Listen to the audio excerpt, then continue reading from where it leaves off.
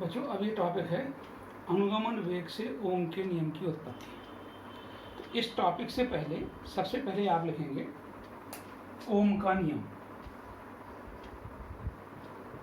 ओम का नियम ये लिखेंगे आप सबसे पहले। ओम का नियम होता है यदि किसी चालक की भौतिक अवस्थाएं जैसे ताप, दाब, आयतन, घनत्व आदि अपरिवर्तित हों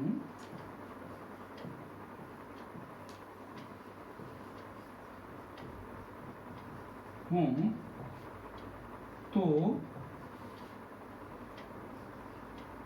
चालक के सिरों पर उत्पन्न विभवांतर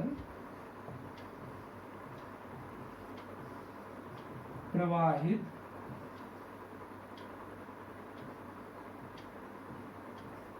धारा I के अनुक्रमानुपाती होता है।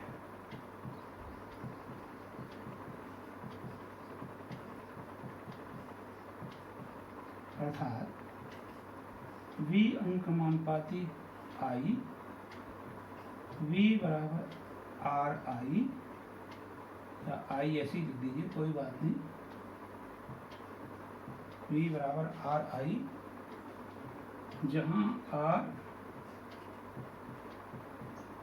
चालक का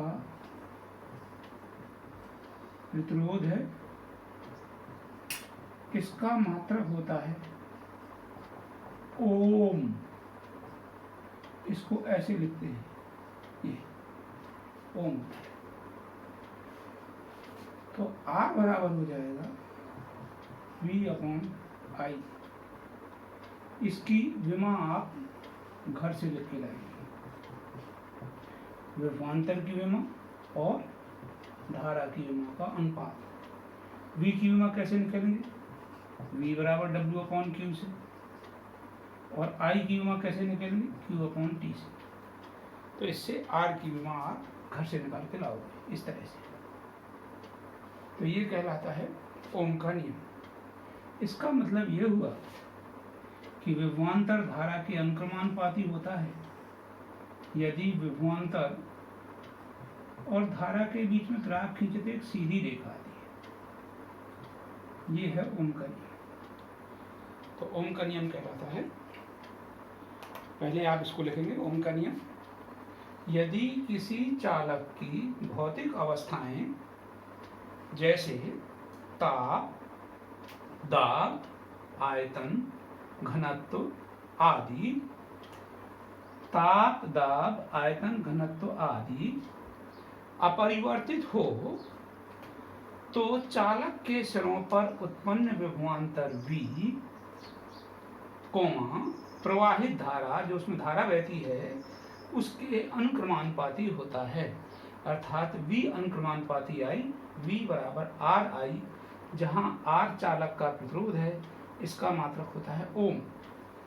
तो R बराबर हो जाएगा V/I। इसका मतलब ये भी हुआ कि विभवांतर और धारा के बीच में जब हम ग्राफ खींचते हैं तो ये सीधी रेखा आती है। ये ओम का नियम कहलाता है। इसमें आपको ये समझना है कि भौतिक अवस्थाएं नियत होनी चाहिए। तो ये न्यूमेरिकल के लिए याद रखना है कि यदि किसी धातु का घनत्व समान होता है तो एक ही धातु की होती है, या यूँ समझो कि एक ही धातु के लिए घनत्व समान होता है। एक चीज़ और समान होती है, एक ही धातु के लिए, अभी वो टॉपिक नहीं आया, नेक्स्ट टॉपिक है, नेक्स्ट का नेक्स्ट है, एक ही धातु के लिए विशिष्ट प्रतिरोध या प्रतिरोधकता समान होती है। तो एक ही धातु के लिए क्या क्या, एक ही धातु के तारों के लिए क्या क्या समान होता है, घनत्व समान होता है और विशिष्ट प्रतिरोध, विशिष्ट प्रतिरोध को हम प्रतिरोधकता भी कहते हैं।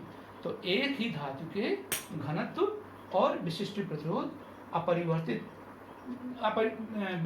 विशिष्ट प्रतिरोध और घनत्व समान होते हैं, एक जैसे होते हैं।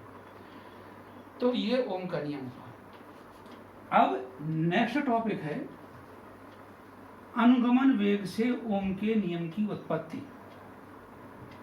ये टॉपिक है कि अनुगमन वेग की जो परसों परिभाषा समझाई थी कि वैद्युत क्षेत्र पर निर्भरता, अनुगमन वेग की वैद्युत क्षेत्र पर निर्भरता, इससे ओम के नियम की उत्पत्ति करनी है। तो इसमें आपको कुछ समझना है, एक टॉपिक याद रखना है इसको, इसके बाद सूत्र की उत्पत्ति समझाऊंगा। यदि एकांक आयतन में मुक्त इलेक्ट्रॉनों की संख्या n अनुप्रस्थ परिच्छेद का क्षेत्रफल a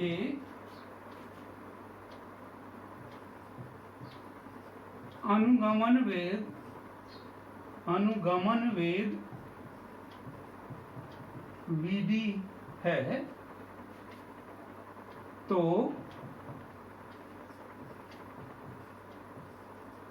प्रवाहित धारा I बराबर होती है N E A Vd। बहुत इंपॉर्टेंट सूत्र की उत्पत्ति है, पर ये मैं इसको अभी आपको समझाऊंगा, आज ही समझाऊंगा। तो अनुगमन वेग से उत्पत्ति के लिए ये फिलहाल आपको याद रखना है, क्योंकि दोनों एक ही हैं। जो आपको वैद्युत क्षेत्र की तीव्रता पर समझाई थी निर्भरता, वो और ये एक ही हैं। थोड़ा सा आगे, थोड़ा सा स्टार्टिंग बढ़ जाती है आगे। तो ये है कि एक माना कि किसी चालक तार के एकांक आयतन में मुक्त इलेक्ट्रॉनों की संख्या n है। ये n कुल इलेक्ट्रॉनों की संख्या नहीं है, ये है एकांक आयतन में कुल इलेक्ट्रॉनों की संख्या, कंडीशनल है। एकांक आयतन में कुल इलेक्ट्रॉनों की संख्या है। E है प्रत्येक इलेक्ट्रॉन पर आवेश, आप जानते हो 1.6 कूलम होता है। A है अनुप्रस्थ परिच्छेद का क्षेत्रफल और Vd है अनुगमन वेग। समीकरण नंबर 1 बना लिया। अब उसी तरह से जैसे आपको समझाया था, तो दोबारा समझिए कि एक चालक तार लेते हैं, चालक तार के सिरे पर बैटरी लगाते हैं, बैटरी लगाने से इसके सिरे पर विभवांतर उत्पन्न होता है, विभवांतर उत्पन्न होने से इसके प्रत्येक बिंदु पर विद्युत क्षेत्र उत्पन्न होता है। चालक तार है तो इसके अंदर मुक्त इलेक्ट्रॉनों की संख्या बहुत अधिक है। तो जब प्रत्येक बिंदु पर विद्युत क्षेत्र उत्पन्न होता है तो जितने भी मुक्त इलेक्ट्रॉन हैं, इन मुक्त इलेक्ट्रॉनों पर बल लगता है, तो इससे मुक्त इलेक्ट्रॉनों में त्वरण उत्पन्न होता है, माने उनका वेग बढ़ता है। परंतु वे धन आयनों, जिसे हम बद्धावेश कहते हैं, उन धन आयनों से टकराने लग जाते हैं। इस औसत वेग को अनुगमन वेग कहते हैं। इसी तरह से इसकी भी सूत्र की उत्पत्ति करनी है। तो माना L लंबाई के चालक तार के सिरे पर बैटरी लगाते हैं, वही दोबारा लिखना है, L लंबाई के चालक तार के सिरों पर बैटरी लगाते हैं। तो बैटरी लगाने से उसके सिरों पर उत्पन्न विभवांतर V उत्पन्न होता है, सिरों पर विभवांतर V उत्पन्न होता है, जिससे प्रत्येक बिंदु पर वैद्युत क्षेत्र की तीव्रता E बराबर V/L होती है।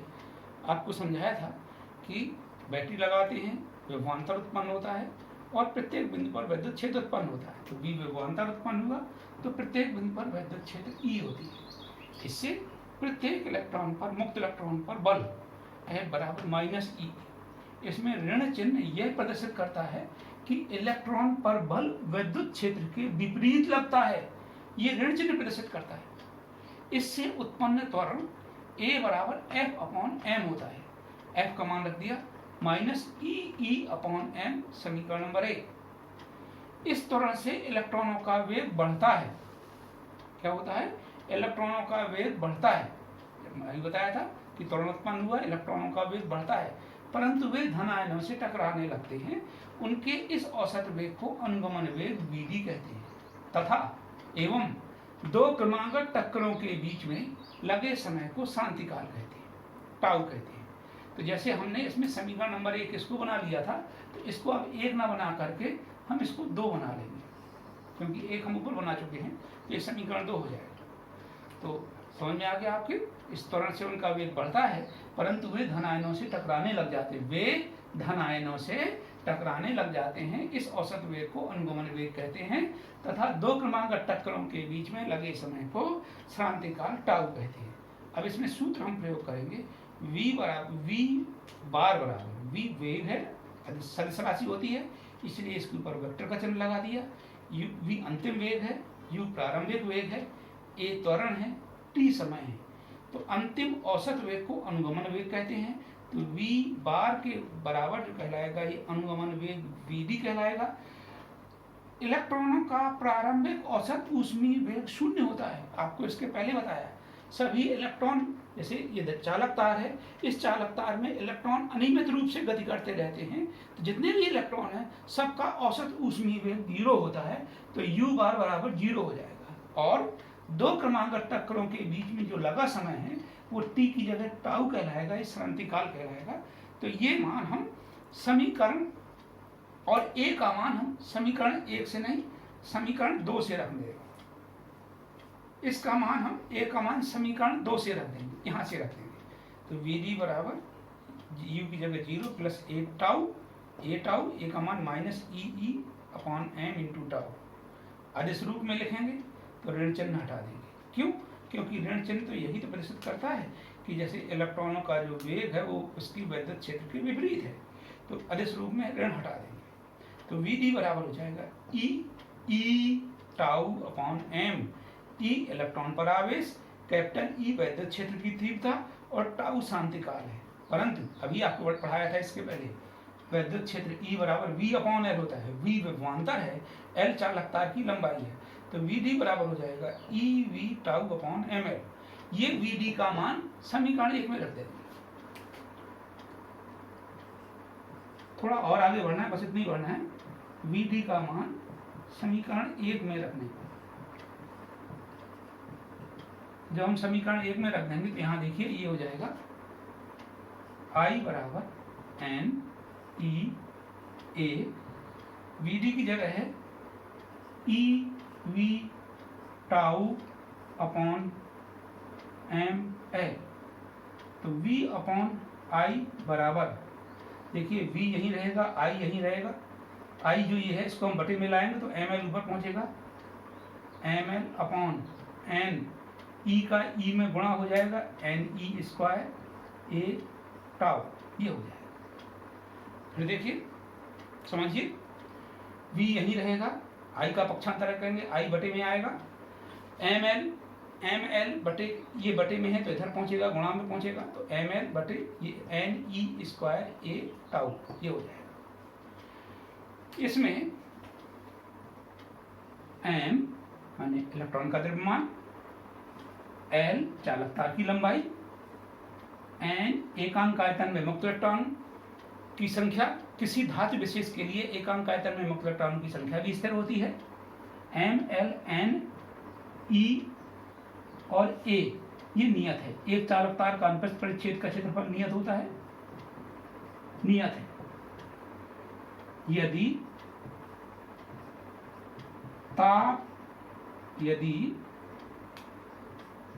ताप स्थिर रहे, स्थिर है, तो टाउ भी नियत है। इसका मतलब है टाउ भी नियत है। इसका मतलब ये है कि स्थिर ताप कर दें तो ये सब चीज नियत होती है। अतः स्थिर ताप पर ml upon n e square a tau बराबर नियतांक, जिसे चालक का प्रतिरोध कहते हैं।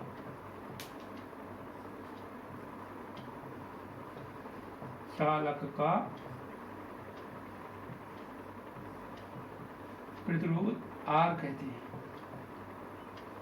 अतः R बराबर V अपॉन I, जहां प्रतिरोध R बराबर ml upon NE square A tau बराबर नियतांक, नियत स्थिरता। यही ओम का नियम, ओम का नियम। और ये ओम के नियम की उत्पत्ति हमने अनुगमन वेग से की। ये तो ये कभी कभी 5 नंबर का आता है 7-8 साल में, तो इसको आपको समझना है। एक बार दोबारा समझिए। एकांक आयतन में मुक्त इलेक्ट्रॉनों की संख्या n, अनुप्रस्थ परिच्छेद का क्षेत्रफल a, अनुगमन वेग vd है, तो प्रवाहित धारा हो जाएगी I बराबर NEAVD। उसी तरह से मैंने ये समझाया था, L लंबाई के चालक तार पर बैटरी लगाते हैं, विभवांतर उत्पन्न होता है, प्रत्येक बिंदु पर विद्युत क्षेत्र उत्पन्न होता है। इस विद्युत क्षेत्र के कारण चालक तार के अंदर जो मुक्त इलेक्ट्रॉन होते हैं उन मुक्त इलेक्ट्रॉन पर बल लगता है। तो देखिए यही है, L लंबाई के चालक तार के सिरे पर बैटरी लगाते हैं, विभवांतर उत्पन्न होता है, विभवांतर भी उत्पन्न होता है, जिससे प्रत्येक बिंदु पर विद्युत क्षेत्र E बराबर V अपॉन L उत्पन्न होता है। इससे प्रत्येक इलेक्ट्रॉन पर बल ये उत्पन्न होता है, F बराबर Q होता है, माइनस EE हो जाएगा। ऋण का चिन्ह, ऋण चिन्ह ये बताता है कि EF के इलेक्ट्रॉन पर जो बल लगता है वो विद्युत क्षेत्र के विपरीत होता है। इस बल से त्वरण उत्पन्न होता है। A बराबर F अपॉन M, इसको समीकरण 1 बनाया था तो इसको 2 बना देंगे। फिर बस उसी तरह से हम लिखते चले जाएंगे। जो ये VD का मान आया था, ये VD का मान समीकरण 1 में रख देंगे। जब VD का मान समीकरण 1 में रख देंगे तो ये आ जाएगा V अपॉन I, एक साथ लिखेंगे, V वहीं रहेगा, I इधर लाएंगे, ML इधर लाएगा, बाकी शेष इधर आ जाएगा, ML upon NE square A tau हो जाएगा।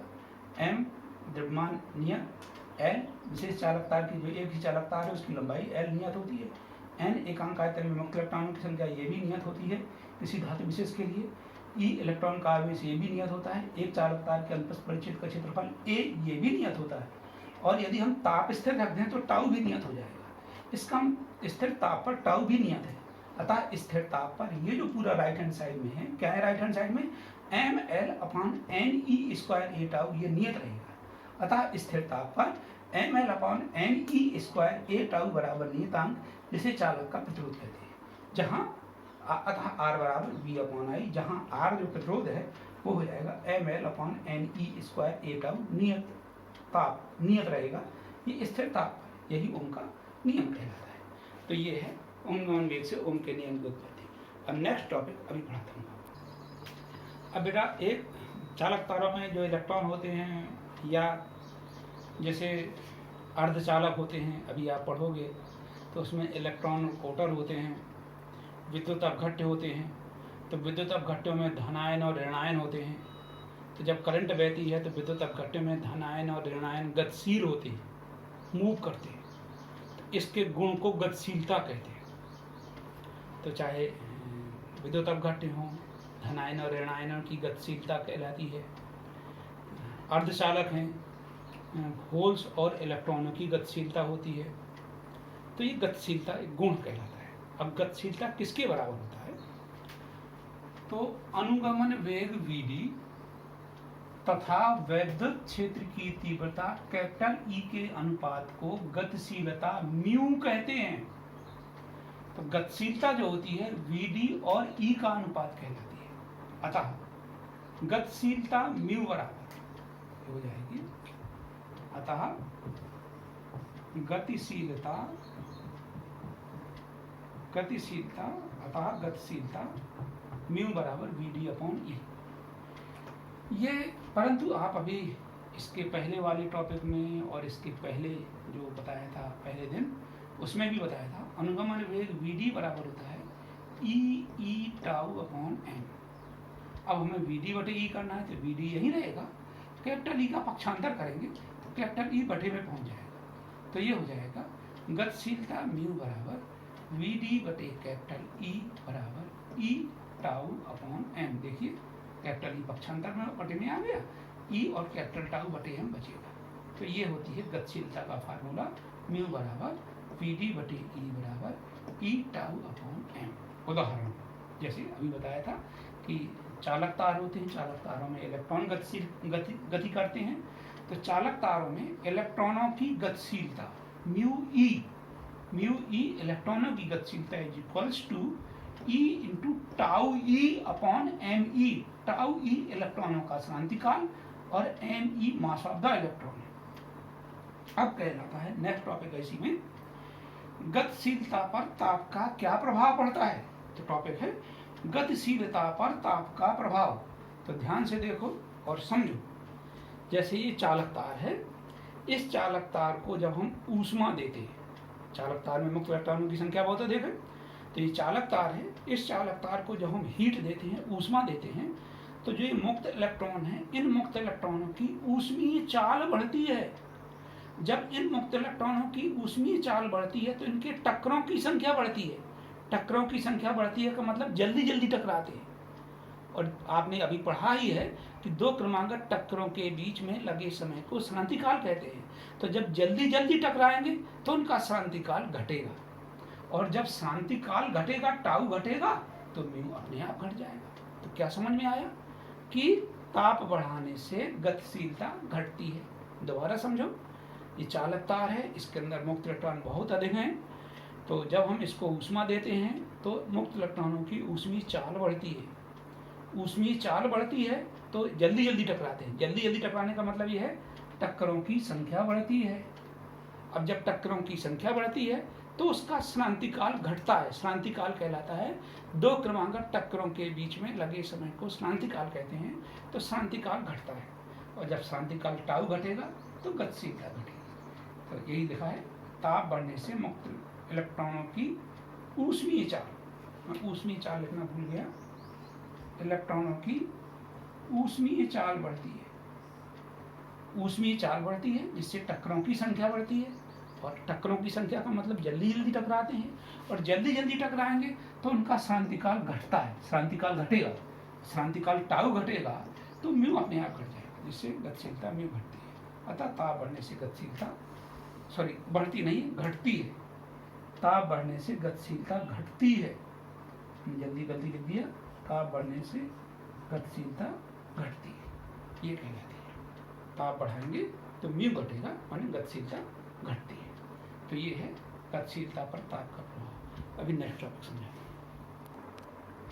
नेक्स्ट टॉपिक है वैद्युत धारा एवं अनुगमन वेग में संबंध। बहुत इंपॉर्टेंट है, हर साल आता है 3 नंबर में। इसको समझना है आपको, विद्युत धारा और अनुगमन वेग में क्या संबंध है। तो यदि Q आवेश t समय में प्रवाहित होता है तो वैद्युत धारा I बराबर Q अपॉन T, समीकरण नंबर 1। आप जानते हो आवेश प्रवाह की दर को धारा कहते हैं।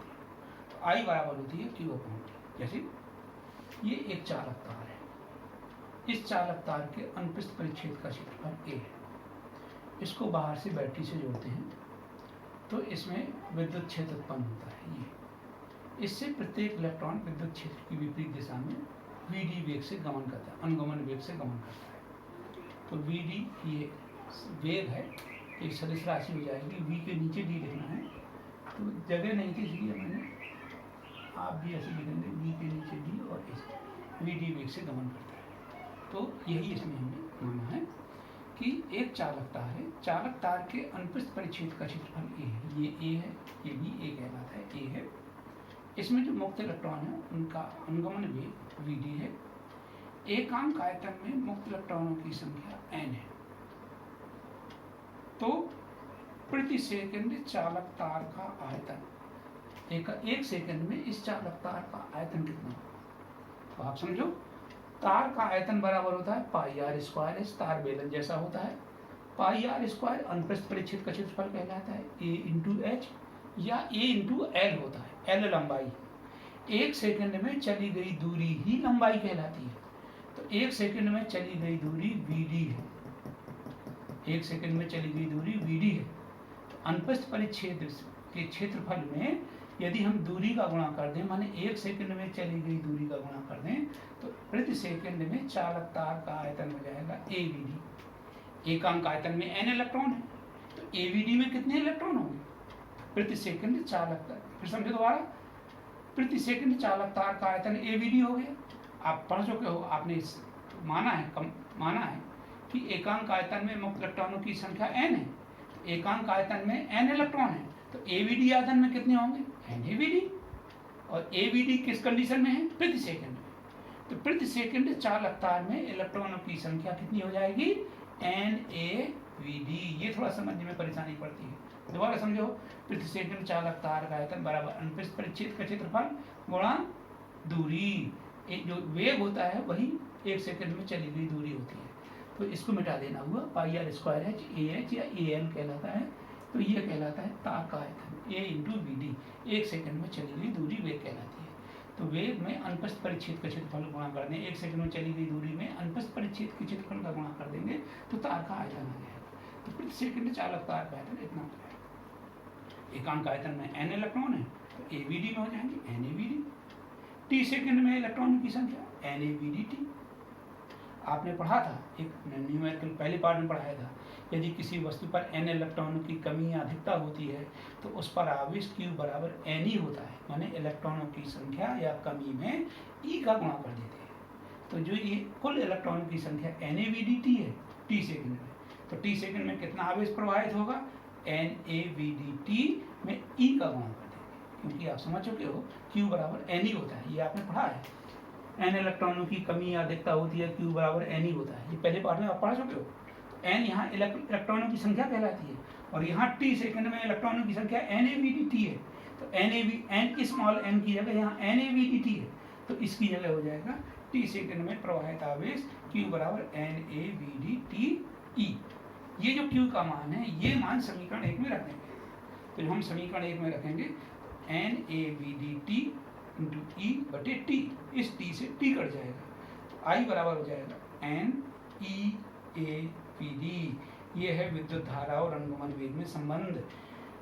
कभी कभी बहुत कम आता है, धारा घनत्व और अनुगमन वेग में क्या संबंध है आप पढ़ चुके हो। धारा घनत्व J बराबर I/A होता है, तो I A का पक्षांतर कर देंगे तो NeVd हो जाएगा। तो J बराबर I/A बराबर NeVd। तो ये था इतना टॉपिक, नेक्स्ट आपको फिर अगले उसमें पढ़ाऊंगा।